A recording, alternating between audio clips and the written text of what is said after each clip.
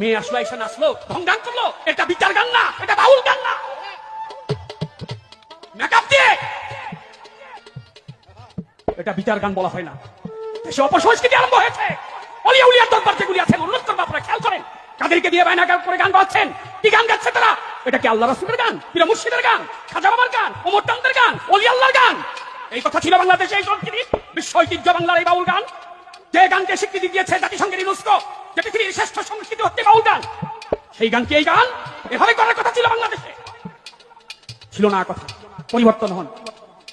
আমি কথা কি বললাম? ইউটিউবার ভাই যারা আছেন, আমি তো ইউটিউব করতে দিই না, কথাগুলি প্রচার করবেন আপনারা।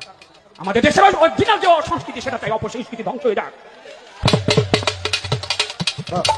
ভাই শরীয়তে বলেছে ওই গান রসুলের শানে, রসুলের শানে, আল্লাহ রাসূলের শানে, পীর মুর্শিদের শানে যে গান করা হবে, অবশ্যই সেটা দুরস্ত, সেটা যায়। ওই মেকআপ মার্কা গান, পোশাক দিয়ে মাতাল কবি রাজ্জাক দেওয়ান আমার বাবা লিখে গেছে, হ্যাঁ আমি তো লাজে মরি, কি যে করি, গলায় দড়ি দিয়া বিপদে পড়েছি বড় বাংলা গান শিখিয়া।